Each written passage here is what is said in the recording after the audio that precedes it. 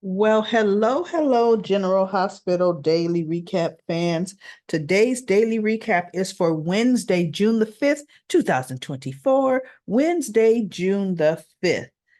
Well, point blank, it was about Gregory's memorial service.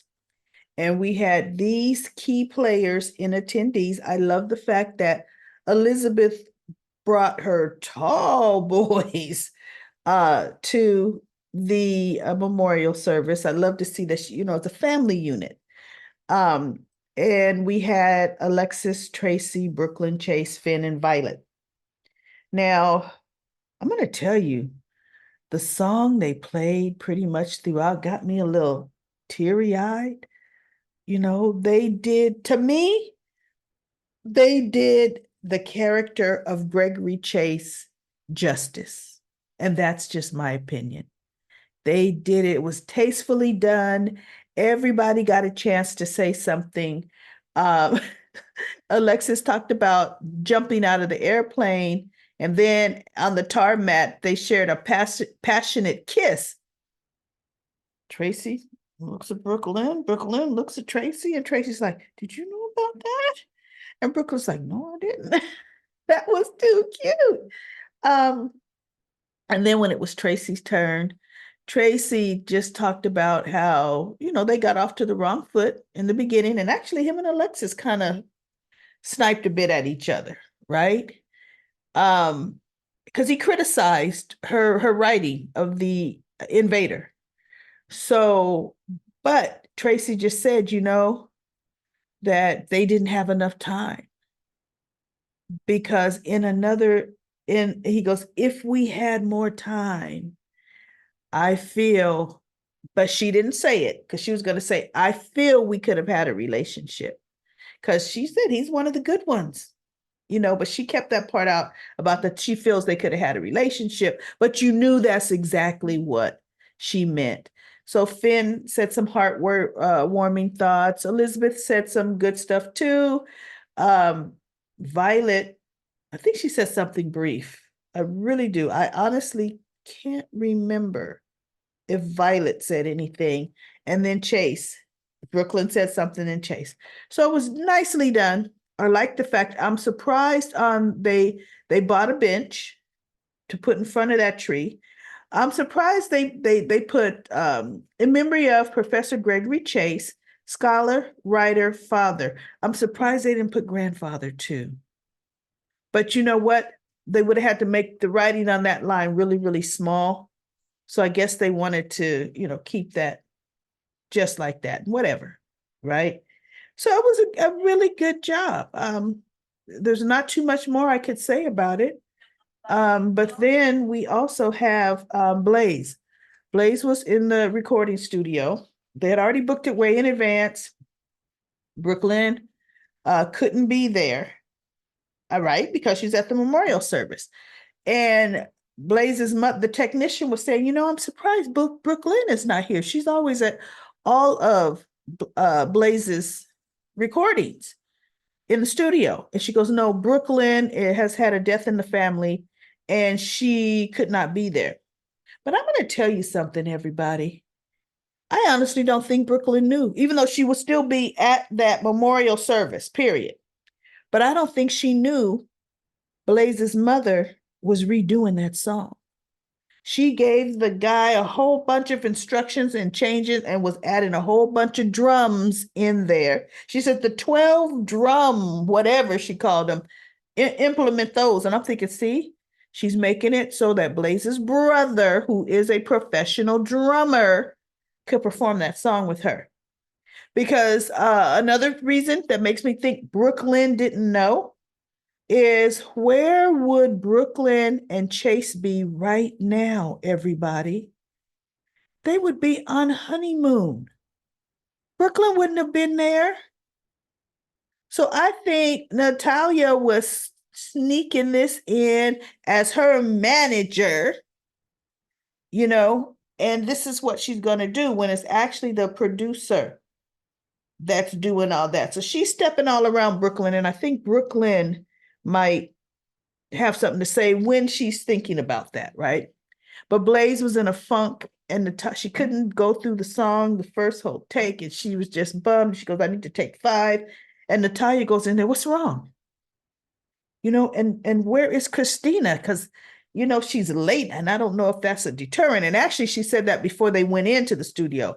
And Brooklyn said, Christina's not coming. And then she said, because she's the one that betrayed Christina's trust and blah, blah, blah.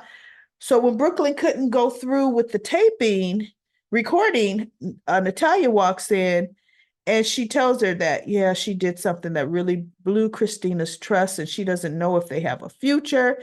And Natalia was like, look, these things, you all are flighty anyway. And she told her it wasn't a real relationship. This wasn't love. And Blaze looked at her. She goes, this is like some kind of fantasy thing.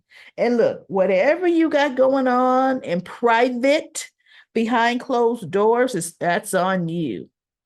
But, she goes, you know what, Mommy?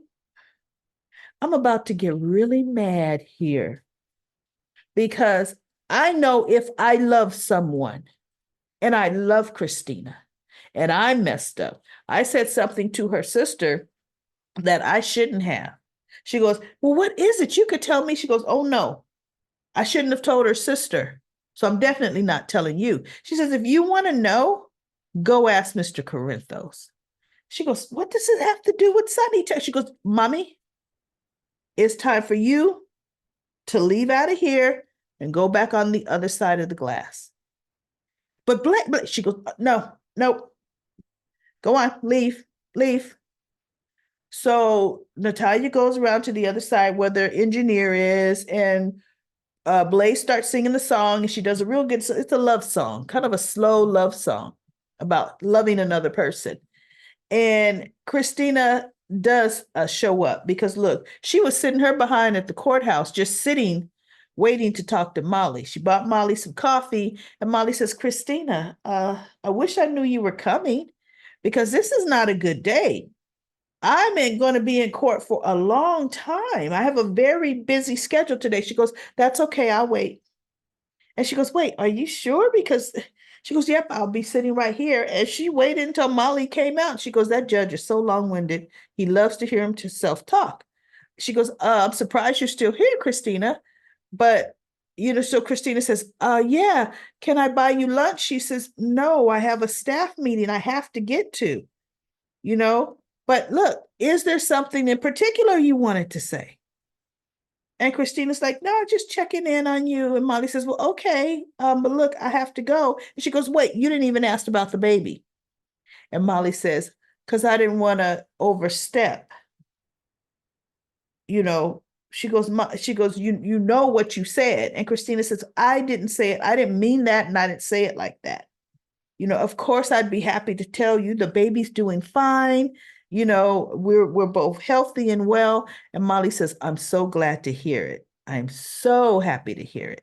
She said, because look, once my baby is born, this is what Molly says, once my baby is born, we can argue over who spoils them the most or who's the strictest. And I thought, oh, you're going to give Christina some kind of say as the aunt? I didn't believe that because you told Alexis you're going to take that baby far, far away from, Christina, or keep her far away. So anyway, Christina brings up, and you know what else you didn't mention?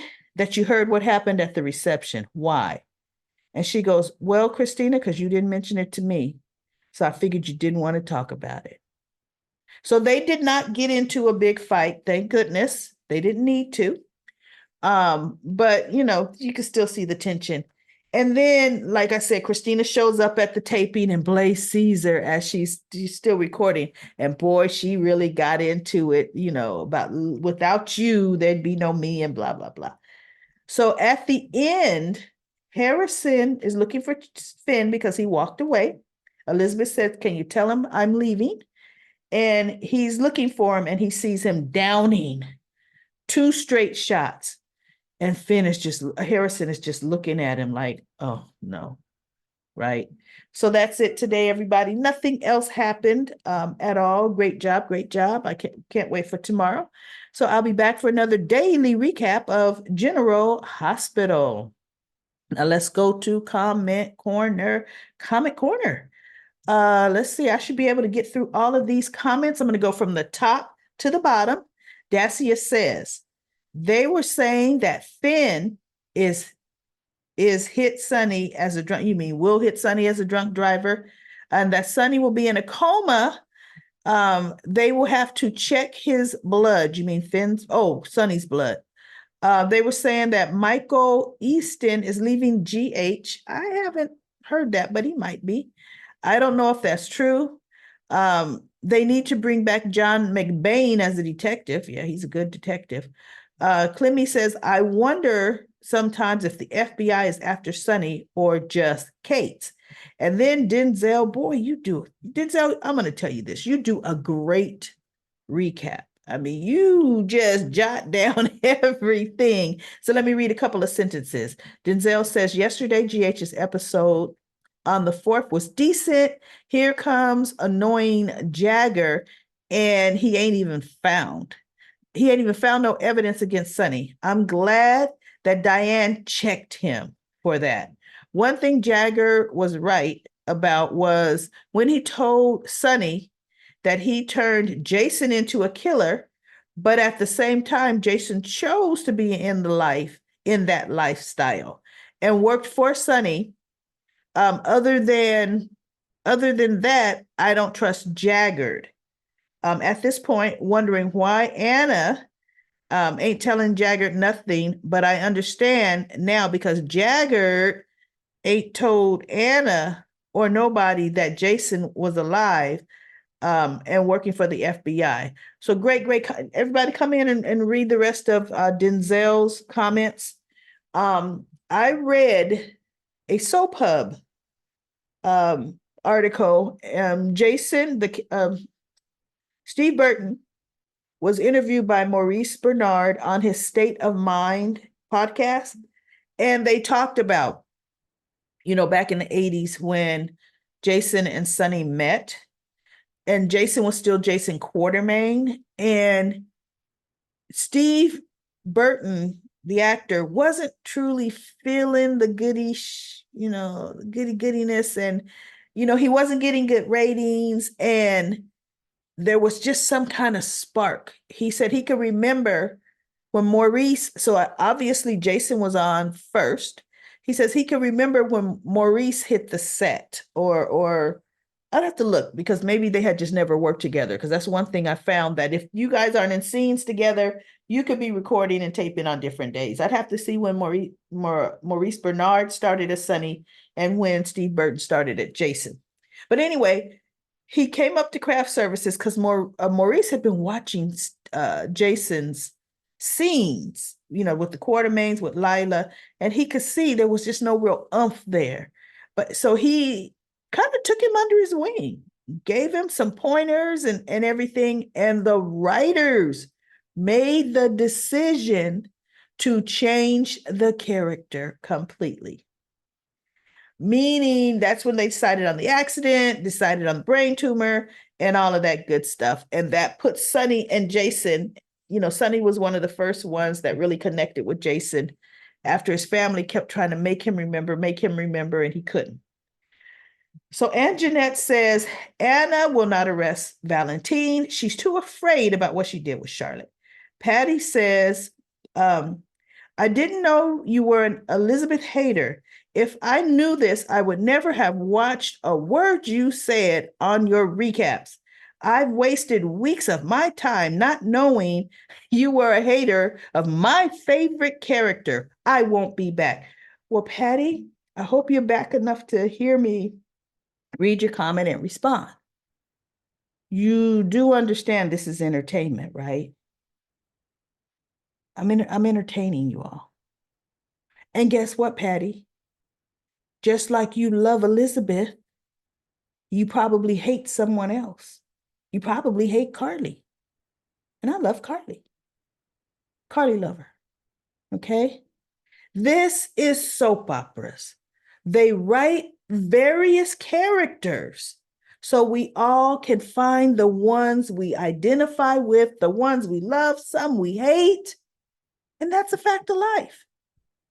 See, fortunately, I'm the voice of Comment Corner. I read comments, those I can get to, and I'm still going to have my opinion. And that's okay. So, Patty, I hate to see you go. I really do.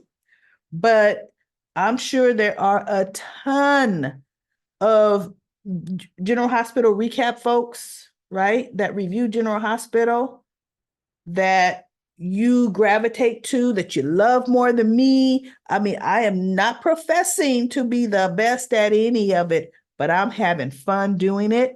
And I'm talking to all of you when I read Comment Corner.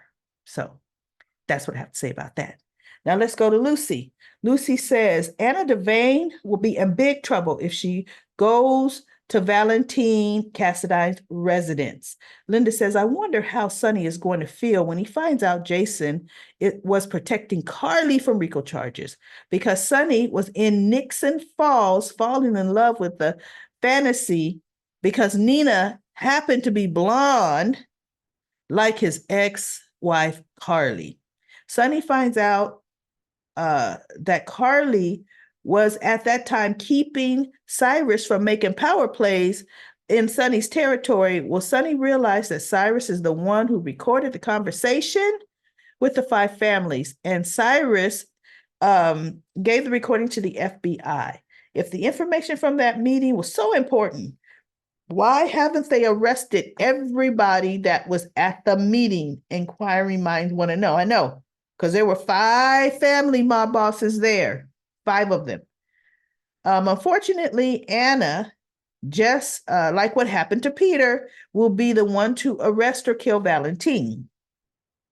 For one, hope it's Jason who takes out Valentine, because Anna will hesitate to do the correct thing. I wish Jason would inform Dante to what Jason and Anna are about to do, so Dante could be the extra gun. Natasha says, why is Jason's Anna's backup and not Dante? I know, right? Dante should be in the loop with everything on the Pikeman case. Jason doesn't work for the PCPD. This is ridiculous.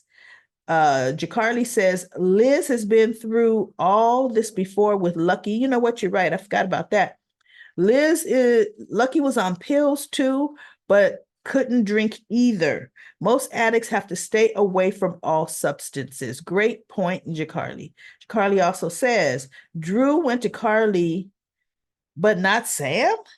I feel he should have discussed him running with Sam and see how she feels about it. That's true, right? P. Merrill says, yeah, another action that will take him away from Scout. Did he even consider that he was putting more distance between him and his only child? And Brenda says, I think Anna has lost her WSB skills because she and others was on their job, but not now. And Lisa says, the way Sonny is talking to Diane, saying Jason took care of it, he was acting snotty about Jason being able to take care of himself, but he was worried and didn't want to admit it. And Lisa says, Liz is acting like Finn blew up by having a couple of drinks. I can't stand the way she's acting to Finn. So he had a couple of drinks. Well, now we found out he had a couple more shots, right, today. After finding Gregory dead, she's acting like he's doing cocaine. Back off, Liz. Good Lord. And then Lisa says, you're thinking of Jack Nicholson. Remember I said, look at that face Sonny is making. Oh my God, it's scary. I mean, I can't think. You're right. As soon as you typed it, Jack Nicholson in The Shining. Ooh, that still makes the hair on my neck crawl. That's Shining. He was crazy, crazy Looney Tunes. And Anthony says the movie is The Shining, 1980. Thank you so much. Anthony says she wasn't going to tell Jason at first, but Anna knows about Valentine. Richard says another great review, Daily Recap Lady. Anna is definitely not to be trusted when it comes to Valentine Cassadine. I am says Anna is nerve-wracking. She wants Sonny to pay because he said From the beginning, Valentine was involved. Jason will have to take the lead. He trusted, must be he trusted her, with Peter, and Anna did nothing. Jacarly says, you can never trust Anna. She is the queen of manipulation and tries to get everyone to do her dirty work. She talks about the FBI and how they won't let Jason, but it seems that Anna is the one that won't let him go. Anna thinks she's the only one that plays Valentine enough to catch him. But to me, it seems that Valentine is playing Anna. I'm with you too. P. Merle says, when will Sonny realize that if Jason has snitched, his behind will be behind bars? Yep. Sonny's me against the world act is getting old. I love how everyone now has selective memory recall. Drew, did Jason save your life? Exactly. From that collapsing tunnel. As a matter of fact, Drew was the one that came back and had to break the news to the whole Quartermain family about Jason. He died saving my life. But guess what? That doesn't mean anything, right? Doesn't mean anything. And then it says, Sonny did not call Carly.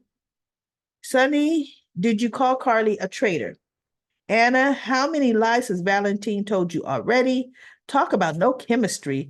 That romance scene between Liz and Finn was backward, awkward, and stilted. General Hospital needs Drew because they have so many good doctors now. What good doctors now? This is about a hospital. They don't have enough good doctors. A bigger mess is coming. Sigh. And Ava says, Jason will come out better by telling Sonny what is going and break away from Anna. I mean, what's going on. But Sonny needs to be on his meds first. That the way he's frantically went to Carly, breathing heavily, eyes dark, and told her he didn't send that hit on Jason. Carly should have insisted he go with her and get his blood checked. I know, right?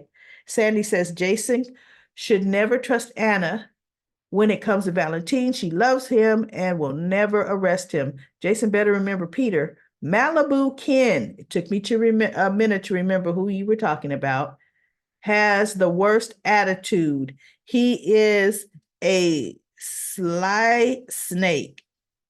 A slimy snake. Totally obnoxious, arrogant, and rude.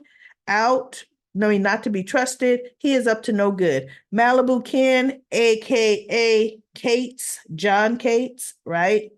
And Lisa says, exactly. Sandy, I don't think Cates is working legitimately with the FBI and with Jason. He had Jason taking out the mob bosses, and tried to kill Sonny, but Jason stopped it. Nope, that wasn't the FBI or Cates. That was Pikemen. That it was ordering the hits on the mob bosses. They're trying to clean up and take all the territory. Now he says he is keeping Sonny from being taken out. Why didn't Anna call to check with the FBI about Kate's working in Port Charles? The police commissioner should have when he showed up and flashed his badge. He has not called the main office, she has not called the main office to report what has happened, even when he got beaten up. And then P. Merle says, right, Kate's is full of it.